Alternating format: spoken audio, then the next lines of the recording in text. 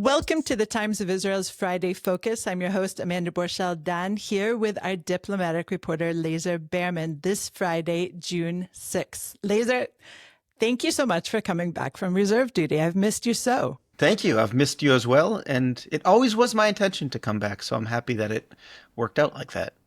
We all are, Lazar. And obviously, you had a lot of time on your hands because you've come back and written this massive piece about 10 truths of the Gaza war for 20 months. So I'm sure you were charting it out as you were standing doing guard duty or whatever you're doing inside Gaza. Can you tell us anything about what you were doing inside Gaza? I absolutely do not stand and do guard duty, thank God. I am part of a new unit, which is much more offensively minded, really created out of the lessons of the war and lessons in terms of some things that we're missing in terms of contested urban combat environments, which Gaza Strip is really the leading example in the world right now. So it's anything but guard duty. At the same time, given that we're based in Rafah, in Tel Sultan, but given that the focus of the reserve brigades there started moving and then moved very quickly toward this very complex mission of securing the Gaza Humanitarian Fund distribution sites, there really was not a lot of bandwidth by the end of the period for real offensive missions. So it was much less in terms of what I hoped for in terms of missions, but we did some interesting things. But hopefully next time there will be more bandwidth to approve some of the new things that the IDF needs to be doing. Okay, that was a quasi answer on what you're doing in Gaza, and I didn't mean to offend your honor by saying it was guard duty. All I know is from the selfies you sent me in which you looked incredibly hot. But Whoa. Apparently Hot as in the weather, because that is definitely true. But otherwise, yeah, most of my face was covered, so that's probably why I looked okay. Exactly. Hot, as we say, tarte mashma. Oh. So, Lazar, I would like to go through your piece, which is, again, 10 Truths About the Gaza War After 20 Months. It's a working title. I read a draft of it. It is, as we record, not yet on the Times of Israel website, but it should be by the time this Friday Focus comes out. And I'd like to take each of these 10 truths one by one. So it might be a bit of an extended episode, but bear with us. It's worth it. I've read the piece. It's very interesting. So truth number one is pretty self-evident, I would say. And the truth was Israel's war against Hezbollah has been a runaway success. But I would like to ask you a question about this, because obviously it was a runaway success. We have, of course, a 6-month ceasefire in the northern border that seems to be basically holding. But couldn't this truth also be restated as Israel really misjudged Hezbollah's capabilities? Yeah, I mean, you can certainly put a certain spin on it, but I don't think it's a misjudging of the capabilities. I think it's the fact that it took the capabilities seriously. So it's not that Hezbollah's rocket arsenal didn't exist. It's not that their precision capabilities didn't exist or their ability to invade northern Israel didn't exist. It's that Israel took it seriously. Over the years, since 2006, basically, it prioritized it in terms of intelligence and in terms of the force design, so creating capabilities to deal with it. And you saw the results. When Israel decides that it is going to focus on a problem, it knows how to come up with solutions, even some very impressive and unbelievable solutions, like the beeper and walkie-talkie operation, which, by the way, was not even close to as successful as it was planned to be, but it was quite an operation. So I think that's the lesson there. It wasn't that, because obviously the immediate comparison is how were we so good in the north and so bad in Gaza on October 7th. Right. And so that's point number two, Sure. essentially, whereas the Gaza campaign has been a halting muddle. I understand what you're saying about a halting muddle, and perhaps the language will change by the time our readers get a chance to read the article. But it was a great success and then kind of a pullback, like a stop-start kind of campaign from my perspective. Is that what you're saying here? Yeah. So first of all, from the outset, Israel was fighting with a disadvantage. The disadvantage was, again, whereas in the north there was an intensive focus in terms of intelligence and preparing, all sorts of contingency plans for eventual and inevitable invasion of southern Lebanon. The idea was this war is going to happen, and indeed it did. The idea was we are not going to invade fully. We're not going to conquer Gaza, so therefore we're not going to invest intelligence resources, and we're not going to come up with contingency plans. Now, I think I'm the only one who's reported that the last time there was an approved plan to conquer the Gaza Strip in the IDF was 2015. So we're talking about a decade where the IDF didn't even have a plan for conquering the Gaza Strip, which means after October 7th, it had to come up with the plan. It was working without intelligence, right? So the fact that we didn't know that October 7th was happening, and then we didn't know where the hostages were, and we didn't know where most of the tunnels were and what the scale and the scope of the tunnels were, is a direct result of and evidence of this lack of intelligence focus. And that is what the campaign had to start with. Now, the way the campaign was planned is, if I was sitting there planning, which is something that, I would certainly have something to say on the matter. But the way it was planned was very careful and very halting. Careful in terms of force design. I think some of that is a lack of confidence in the IDF's ability to maneuver at scale. You're talking about brigade commanders, division commanders who had never commanded full brigades or full divisions, even in exercises. And if you're talking about the last time we really did something like this was 1982, right?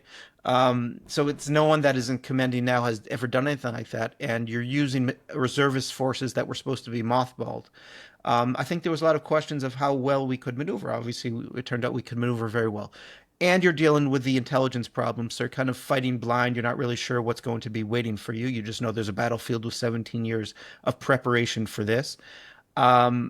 And I think it showed, but that is more on the tactical operational level. But if you look a little bit bigger, the fact that it wasn't that multiple axes were moving into the Gaza Strip simultaneously, conquering multiple cities, surrounding forces, Hamas forces, that was, I think, a very big mistake. The idea, imagine if Israel had gone into Philadelphia and Rafah on the Egyptian border, at the beginning, no one would have said anything, and then all of a sudden you would have sealed off Hamas from any resupply, and you would have been in a place that took until May to really do so, with a lot of fighting with the U.S. So I think the way this was planned really was slow and was indecisive.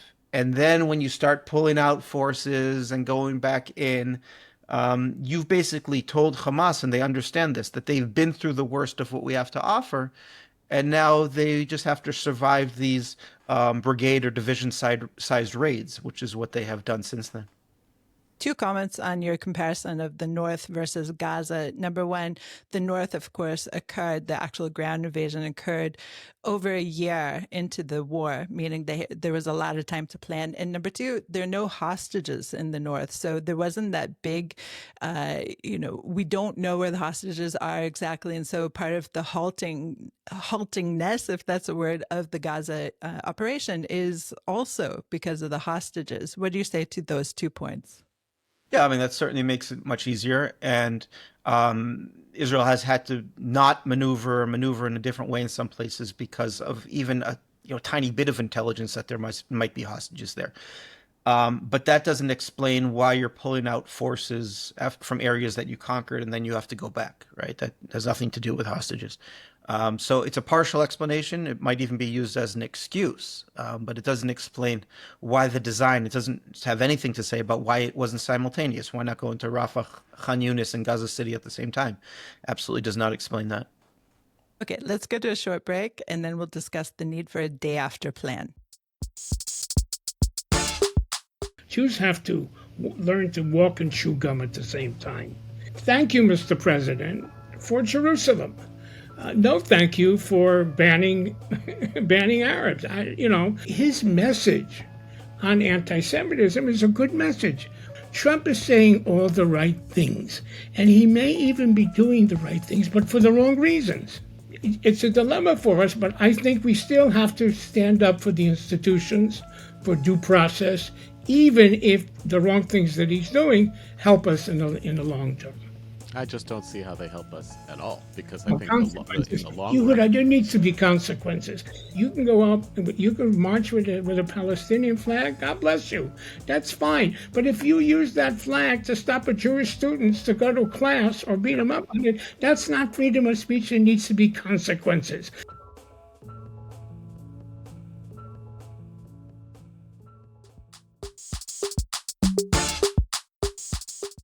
And we're back. So number 3 on your list, Lazar Berman, our diplomatic reporter, here with me, Amanda Borschel-Dan. Number 3 on the list is Israel needs a, quote, day after vision. And in your piece, you talk about how it would give the soldiers purpose, which is an amazing and very important thing.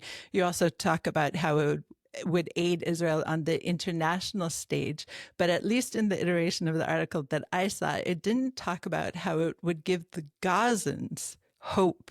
And right now they're living with this major sense of uncertainty. They don't know what's happening. And so were Israel to lay out a day after vision, it would be a tripartite plan. It would be great for Israel to have the soldiers have a sense of purpose. It would be great on the international stage, and also would give the Gazans a sense of hope. What are your thoughts on this?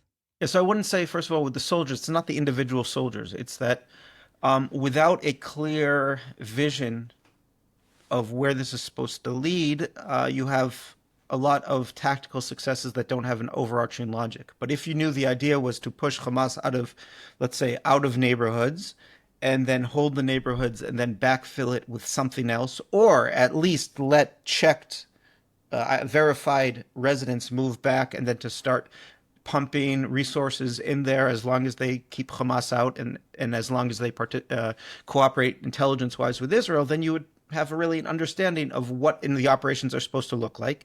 And once you've taken a neighborhood, you would know that, the civilians have moved back and we're not shooting here anymore because these are people we want to cooperate with us. But when it's this goal, which is a fair enough goal of getting the hostages back and defeating Hamas, it's a fair goal. But without that intermediary level of how do you do that militarily, then you have things where, you can conquer a neighborhood or conquer a city, and then what? Right? Do you stay there? Do you leave? And we've seen both. So I think that is certainly missing. Again, on the international stage, like you mentioned, there's something called legitimacy. So usually the way it works for Israel, at least, is what Israel is seen as having legitimacy to do on the battlefield is smaller than what is legal to do. You can really do a lot legally in terms of the rules of war. But let's say using F-16s in certain neighborhoods or tanks in certain neighborhoods, which is legal, it might not be seen as legitimate by our partners. Legitimacy expands under 2 conditions. One, that you're showing success, and 2, that you have a purpose that they understand. So if it was that, okay, we understand why you need to do operations in this environment, and inevitably 200 civilians, let's say, are going to be killed because 100,000 civilians are going to be in a safe area without Hamas, and they're going to get all sorts of resources when you're done with that. I think that would be very easy for our allies to swallow. But when it's not clear what happens next, is it resettling the Gaza Strip? Is it actually kicking out or incentivizing Palestinians to leave, like the Trump plan? Then they're saying, well, why would we support any violence to get to these things that we don't want? So they have to be much, much clearer. Okay, and you didn't discuss the idea that it would help Gazans themselves know what the plan is, and perhaps overthrow Hamas, knowing what they had in store for them in the future. Yeah, it's certainly, then you're moving into more of a counterinsurgency logic where you're trying to move the population away from Hamas. There's elements of it right now in this plan, in this Gideon's Chariots thing, in the GHF plan. But right. we have so let's talk about that, actually. Sure. And number 4 is Operation Gideon's Chariots is so far no drastic change. But in many ways, what you just said about the need for an operational plan, meaning to move the population and then to siphon off the Hamas operatives and then allow the civilian population back in, that sounds to me a lot like this Gideon's Chariots plan, no? If it is implemented, yeah, I mean, they presented a statement about what it's going to look like. Let's see the implementation, right? So it's nice that you have 5 divisions in the Gaza Strip, and they are certainly taking more ground. The question is, what are they going to do with that ground? The question is, what are they going to do with that ground? They say they're going to hold on to it for a long time. That would be very different. Okay. If indeed they get a handle on this GHF humanitarian thing and it becomes a widespread and a safe way to distribute a lot of aid, that would be very different. But we're not there yet. And let's not forget, we're still trying to get Hamas into a hostage deal, a ceasefire deal. If we do that, what happens to these troops? Almost all of them, I'm sure, are going to move back. And then we're right back where we were. Then we can say in 2 months, can we reinitiate that? Maybe, right? But then are we going to stop again if there's another deal? Until we see that it is actually different in the implementation and not just in the planning, I don't think we should be saying that there's any major change here. Maybe there's a desire, but we actually have to see it on the battlefield, because we've heard over the past 20 months, different visions, different plans, different statements, and they really have added up to no major change. Right. And in terms of the vision of this Gideon's Chariots operation, it appears to me that there is a bit of a change in terms of the strategic thinking, meaning right now the army is again focused on taking territory versus taking out the Hamas operatives.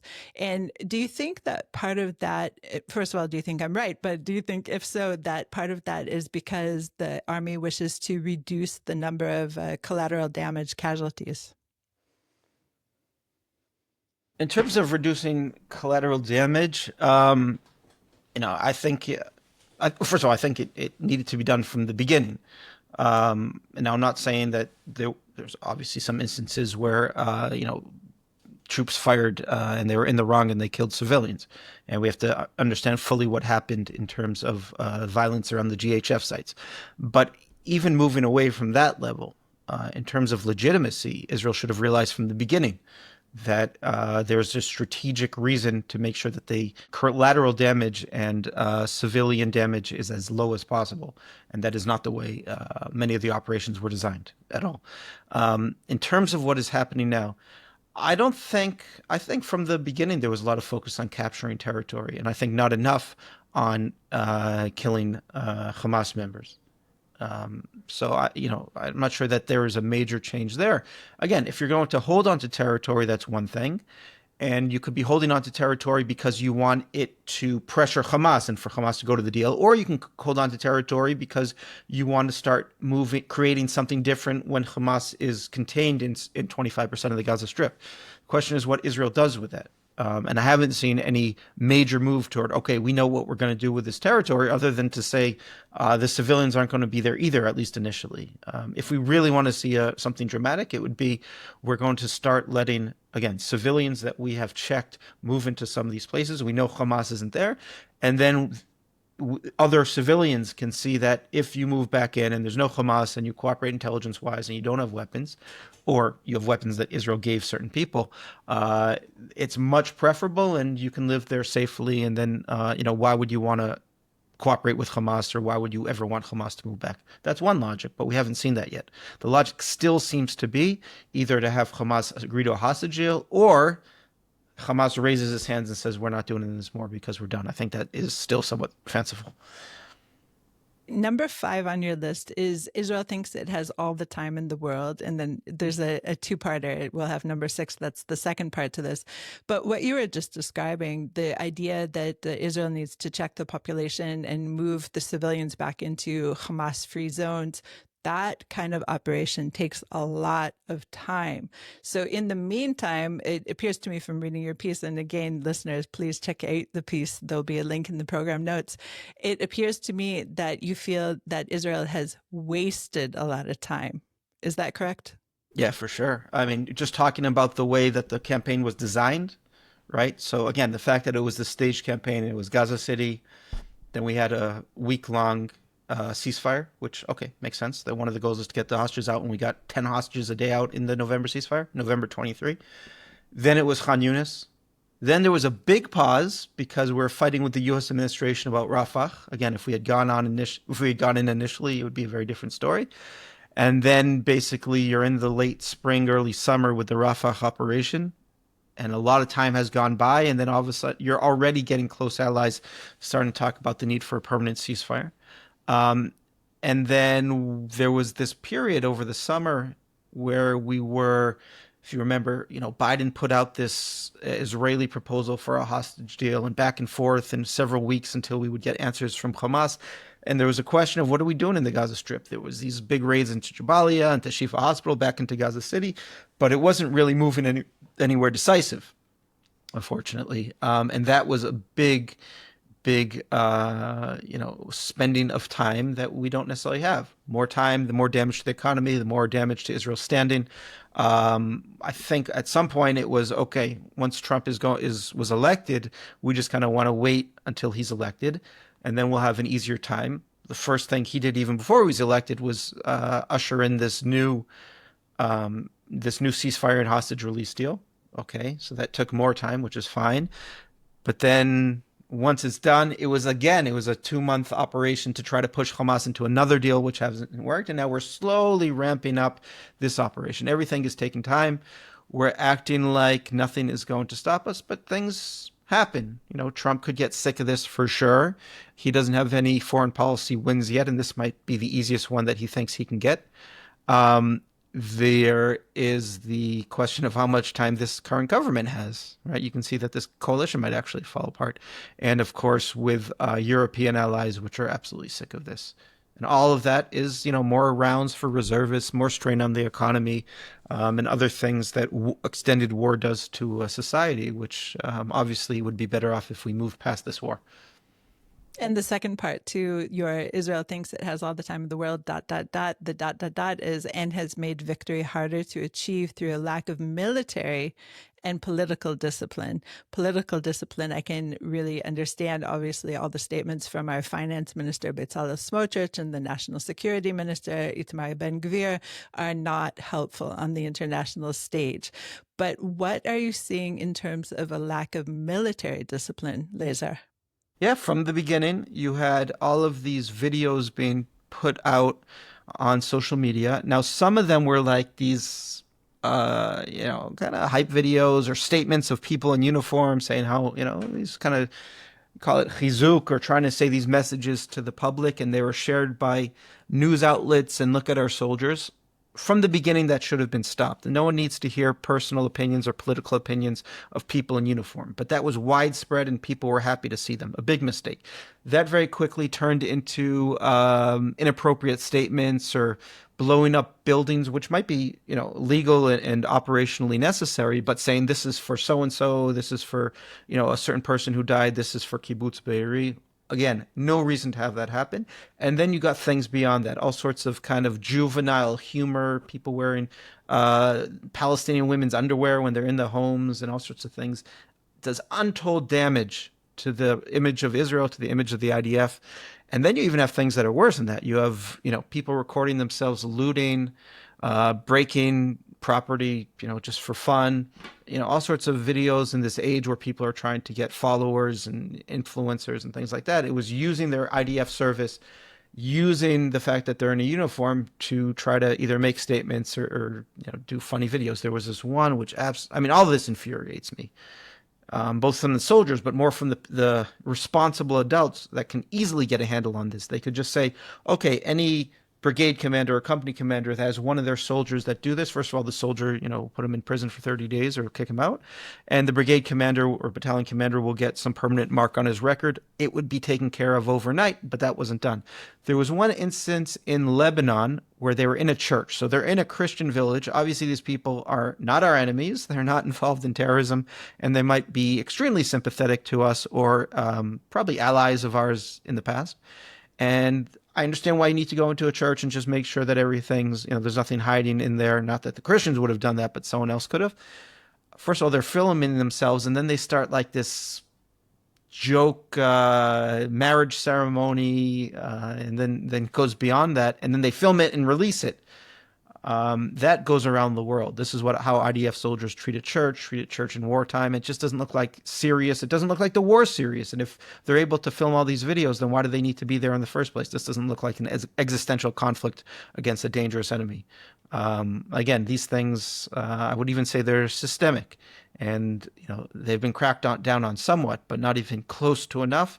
The damage is done, and I think the damage will continue to be done unless the military leadership understands what a strategic issue and a moral issue this is. Everything you're describing is horrific. And I, as a mother of 3 soldiers, definitely caution all of them and tell them to never take part in any of this and to condemn it when they see it. But I also wonder if you're seeing other ways in which the military discipline has broken down, meaning in the actual operations, when the soldiers are out and are supposed to be working tightly together as a unit.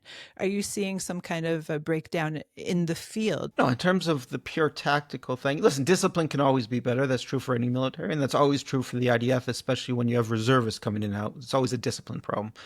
But given that, I don't think there's certainly no breakdown. There's areas I think discipline could be tighter. But yeah, that's to be expected. I've always been frustrated somewhat with the lax nature in terms of the culture of the IDF. Where most people probably reservists are not wearing uniforms that were issued by the IDF. Even their uniforms are things that they bought themselves or got through donations, which is absolutely not the way it should work. So yeah, I think there's no question the IDF has to very seriously focus on discipline, especially the reservists, on the little things, because that can save lives on the bigger scale. But it's nowhere there's absolutely not a breakdown, and I'm sure if you took another military and started calling up a bunch of reservists, it would look much worse than what we have here. Just to add to this, from the outset, Israel is a very informal society, meaning children, pupils in school call their teachers by their first names. It's a very different atmosphere to even have as a baseline when you're joining the army. And then when you're in the army, of course, there's what they call distance from their commanders and things like that. The basic training soldiers are not allowed to call their commanders by the first name, but within 6-7 months, they're back to first names, and it's a very different society. So do you think that adds to this slight behavior problem that you're seeing on the field? I think it leads to a lot of things where officers might have to deal with arguing and convincing soldiers instead of giving an order, and that's what we're doing. There's also a positive benefit to it in terms, if you look at other special forces units around the world, it becomes very informal as well, and first name, and very bottom up. So there's definitely a positive side to it. It's one of the strengths of the IDF, but it has to be mixed in with more military discipline. And yeah, you're right. Things anything that smacks of military formality is looked down on. I think there's room for it. We're not always, we don't always have to reinvent the wheel. I think there's a reason why, if you look at militaries around the world, one of the most obvious features is this overemphasis on discipline, even if it seems ceremonial at the time. There's a reason for that, and one of that is when things are locked in and you kind of know how to operate. Then under stress, those things will be locked in as well. And when that isn't the case, you do risk some breakdowns in the battlefield. But again, we're operating very, very well tactically, and I don't think there's many militaries right now that can do what we're doing. Obviously, a military like the Ukrainian military can do a lot of things since they've had years of very intensive combat, and it's a very innovative society. But I don't think there's really many in the world at a wide scale in terms of their regular units, especially reservist units, that will be able to fight as well tactically as we're doing. Okay, let's go to another short break and then discuss how Hamas itself is fighting. What surprised you the most discovering about Jewish life in the United States? I think it's the pride. I think I was envy of that pride. Just being proud, being a proud Jew. It's something that I never even contemplated. I was just an Israeli. I think the fact that, in Israel, we have all sort of sectors in society. You kind of grow up with your kind. I hate that. The fact that I don't know a lot about my Jewish life, and I need to go abroad just to understand that. It's something so messed up, and how we grew up here. It's just, I think, once it got political to be Jewish in Israel, it made me kind of push away from that.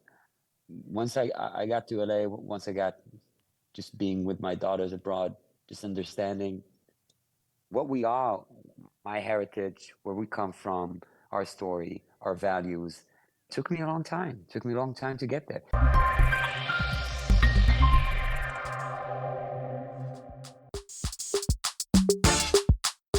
And we're back. Number 7 on your list is Hamas is playing to survive. And we've known that from the outset. Obviously, Hamas's plan was to wipe out the Jewish people and take over all of Israel. But it's more than just a plan. It is doing everything possible, including sacrificing its own citizens in order to survive. So explain a little bit more about what you mean with number 7, Hamas is playing to survive. Yeah, I think it is important when we talk about the hostage negotiations and trying to understand Hamas's logic. And we kind of, get surprised every time when their core demand is always an end to the war. That is what they want. We cannot expect them to be willing to forego that. If they forego that, they've lost and they've given up.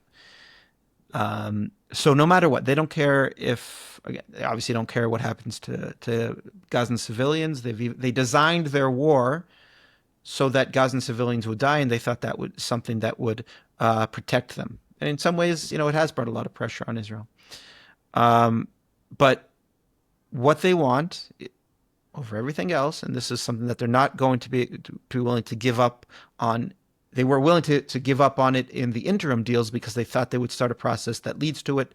They were burned by that in the January deal. That's why this next deal is so difficult, because they want to know that if they give up half of their remaining hostages, that they will guarantee an end to the war. An end to the war is not because they want Gazans to go home and be happy and safe. It's because they want to know that they've survived. If they survived with enough commanders intact, weapons are always going to be there. They can lay low for a year, 2 years, 3 years. At some point, they'll figure out that Israeli society doesn't want to fight again in Gaza, or that the Trump administration is not going to let Israel, and they'll start quietly finding ways to take aid, to work with or around the UN, which isn't very hard, to start gaining assets again and to start rebuilding a military. They'll absolutely do that, and that is their aim, and it needs to be stressed, and that is at the core of the inability to get to this next hostage deal. One of the things you mentioned in passing is, of course, that the Hamas leadership planned on using its civilians in order to win this war, meaning that pressure would be mounting on Israel to stop because of the casualties, because of the suffering of the civilians. And we need to remember, of course, that Hamas at the outset, before October 7th was an attack, a physical attack, an onslaught, but it was also broadcast live to the world. Hamas is so cognizant of its image in the world, and it has spun this war on its axis in order to make Hamas the victim at this point. It is fascinating. It is frustrating, of course. And Hamas is playing, from my perspective, is playing all of its cards correctly on the table, because now, of course, Israel is the bad guy in wanting to continue this war, in which if Israel does end it, Hamas wins. It's just maddening to think about this, Lazar. Yeah, and we've done a lot to help Hamas, or Gazans seem the ultimate victims and us the perpetrators by this point. We could have been much more cognizant of that narrative and the danger of the shift, and we've done a lot to push that shift along. Even you can say it was inevitable, but we certainly pushed it along. In terms of the way Hamas designed this war, and you've had Chaviv on here before, and he says it better than anyone, as he often does, is that this whole design was the way Hamas designed this, by building infrastructure under civilian areas, all their tunnel network, and then going to war in a way against Israel, invading Israel in a way that they knew they were starting a war, means they said, we are going to make sure that Israel harms our civilians. They chose the war, and they chose the war the way the war looks like. And also, again, he's something that Hafifa said, if you believe that Israelis, Jews are these bloodthirsty genociders or whatever they say, which sure Hamas does, then think about it. They picked a fight with these evil people and hid behind their civilians. Think of how twisted Hamas needs to be to do that. There's no question that this war exists because of Hamas, and the nature of the war is the way it is because of Hamas. But that doesn't mean that we're absolved of our responsibility to operate intelligently and to operate according to our own morals and laws. Okay, let's turn to number 8. And it is this government has been very successful in getting hostages released. And if you were to ask our Prime Minister Benjamin Netanyahu, he would say that a lot of that success is because of the military pressure. But if you were to ask anyone on the streets in the protests that are occurring pretty much daily at this point, but especially on Saturday night after Shabbat, any of those protesters would say that it is occurring in spite of the military pressure. So tell us a little bit about how Israel has been successful in getting the hostages out. Yeah, there's no question. There's a lot of frustration from big part of society about the way this government has talked about hostage deals and the hostage deals it hasn't and hasn't made. But objectively, if on October 8th, we looked at 250, we didn't even know how many hostages there were yet on October 8th, but let's say 251 hostages. And we said by, 20 months later, the war would still be going. We wouldn't have thought that. But if we had said that we have gotten out 199 of those hostages and 148 alive, that would be, wow, that is very impressive. I don't think anyone would have expected that. So I think objectively we have to say that they have been successful and they have stopped the war and been willing to harm the actual military campaign to get hostages out. There's no question there. It gets harder the fewer that are left. Yeah. So let's turn to number 9, 9 and 10. 8, 9, and 10 are very much related. So number 9 is the question now is how much should Israel give up for 20 hostages? We're hearing, of course, from official Israel and official Israel's wife that there are something like 20 hostages that are still alive in the Gaza Strip. We don't know for sure. This is what we are hearing. And your question is, or the question for Israel is, how much should Israel give up for 20 hostages? And as we've discussed throughout this program, Hamas's stance is very clear. It wants an end to the war. It wants a victory for Hamas. And so the question on the streets is this acceptable? Yeah, and I think what I want is, I'm not saying it should be one way or the other. I'm saying we need to be very clear about what the options here. And right now, you have 20 living Israelis, potentially 23. There's 3 where there's what Israel says is there is a serious fear for their fate. But let's say 20 definitely living hostages. And then you have to say, okay, how much should Israel give up in terms of concessions to a terrorist organization to get them back? Now, someone could say, every human life that we have in front of us is so precious that we should do everything to get them back. Okay, that's a moral, and people are making that case, and I think the organized hostage movement and the forum is making that case. We have made that choice in the past. So if we've talked about the 2004 Elchanan Tenenbaum deal, so it's one living person who was a criminal. He was captured because he was trying to do a drug deal, and 3 bodies of IDF soldiers. We gave them up for dozens of terrorists who ended up killing 231 Israelis. Is that the right balance? So someone could say, yeah, because there was someone in front of us and we had to rescue him. In the future, we could have done better at stopping those terrorist attacks. And then you think about what we gave up to save Gilad Shalit, one person, 1,027 terrorists, including Yahya Sinwar. Without Yahya Sinwar, October 7th doesn't happen. So we have to be very careful and cognizant of really laying it out. Now, stopping and leaving Hamas in power, we've lost the war. Okay, so if we're saying we should lose the war to save 20 people, again, it's a case that can be made. Is it the way countries act in war? Almost never. I found a couple of cases. There was a 1995 major hostage crisis where Chechens came into Russia, took almost 2,000 people hostage in a hospital, and the Russians agreed to end the military campaign and to negotiate with the Chechens. You have some medieval examples where a king was captured, and to get the king ransomed, you give up a lot of land in France. But it's not the way it works. You don't go to war to save a couple dozen lives, as terrible as that sounds, because if that was so, if the reason to go to war was save a couple, is to prevent a couple dozen deaths, then you wouldn't go to war in the first place, right? We've lost 425 soldiers in the Gaza Strip. We knew that there was going to be heavy casualties. So we shouldn't have gone to war at all because soldiers will die. Every war, soldiers are going to die. So if the idea is to prevent 20, 30, 200 deaths, then you just don't go to war, because you're going to guarantee that some people will die. Now, obviously, civilians are different than soldiers, but it seems like we've gotten almost all the civilians out, and we do have a different responsibility to them. But again, how much are you willing to give up for each civilian? That is a question we have to ask. It could be that October 7th has changed the moral calculus so much, and it was so terrible that we are going to act differently than other countries do. But let's just be explicit about that, and explicit that our calculus is different, and we are willing to endanger unnamed civilians and unnamed future terrorist attacks in order to get specific named known civilians out right now. It's a moral case. I just want the conversation to be very specific and not to obscure any of that. And I think another voice that you haven't mentioned yet is, of course, the bereaved parents, the parents of those 425 and counting soldiers who have died during this Gaza operation. This week, a classmate of my son's was among the fallen. These parents raised their children in order for them to have great lives. And as the mother said at the funeral, 22 years was just not enough.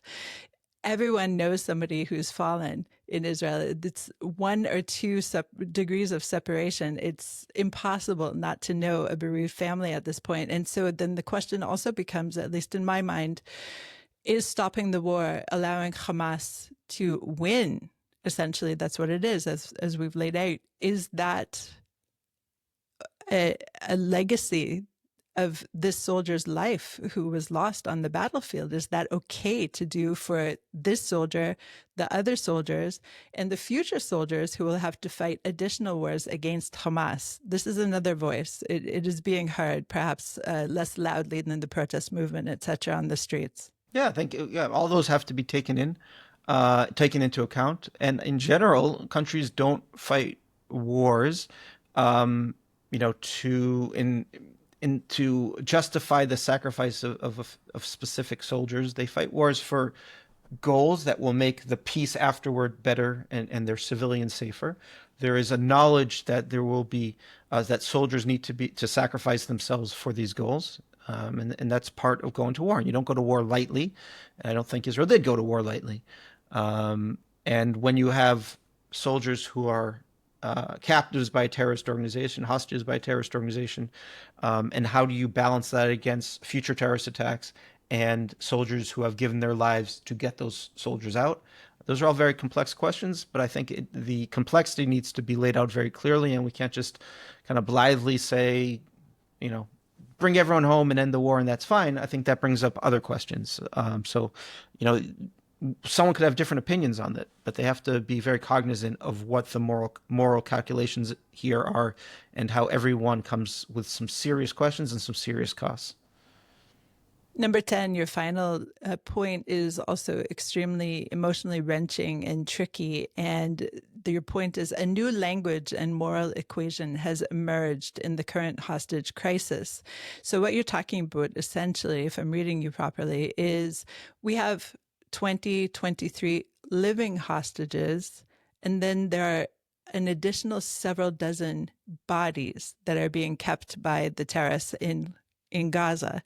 But the language has shifted in such a way that these bodies are among the number of counted hostages there. The bodies are being held hostage. It is semantically correct. But the equivalency of these dead bodies and with the living hostages is problematic. It's troubling. It's something that should be discussed as well. Lazar.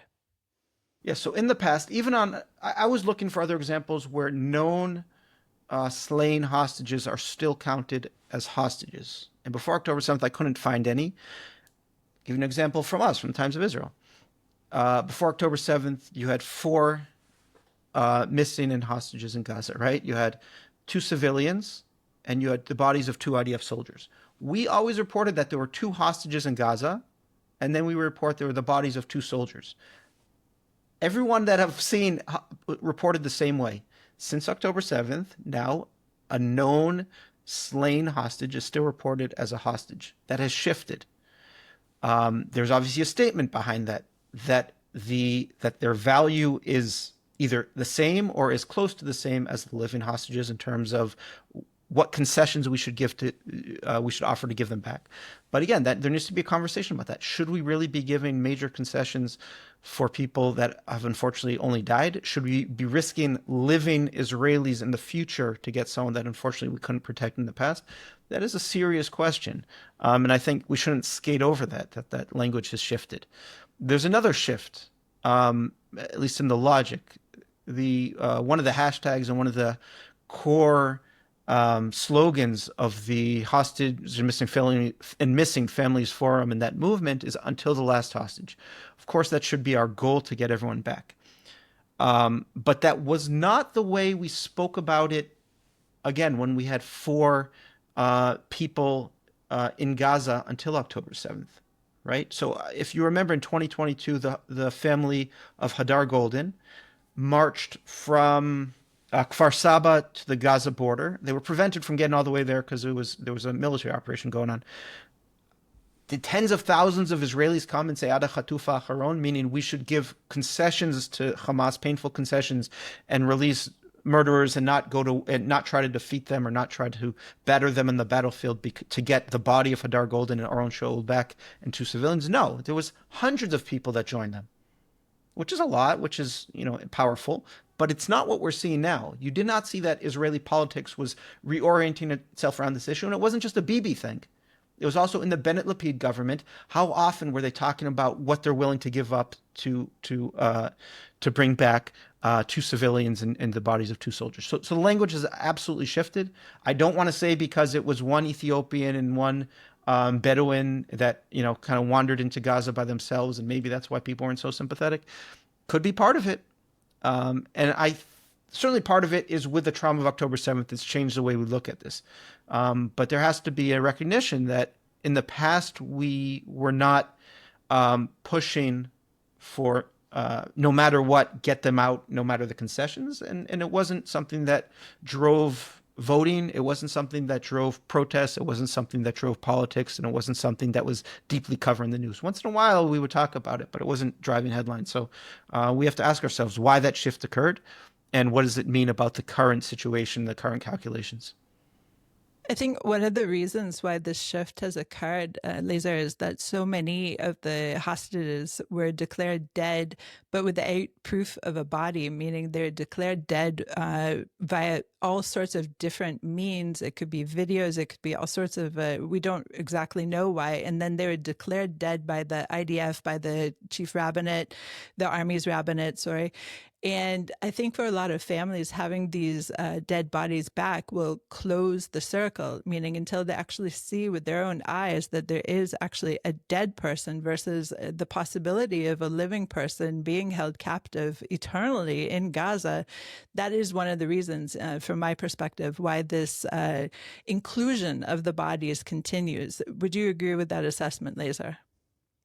I think that's part of it. But again, then we should have been talking about that in that same way with Oron Shaul and Hadar Golden, and we weren't. Again, it could have been we were wrong in the past, and we have just been woken up to the issues, and we become much more sensitive because of the scale, and that could be, and that we've moved forward, ethically in terms of this in this regard. But it doesn't get us by the question of how much should we give up in terms of the goals of the war and endangering unnamed future civilians for people that we know unfortunately have been killed. Obviously, the family would suffer immensely more, and they have to be taken into account when a body is being held somewhere in Gaza and they're not able to close the circle as much as they can and bring them to a proper burial in Israel and have a gravesite to visit.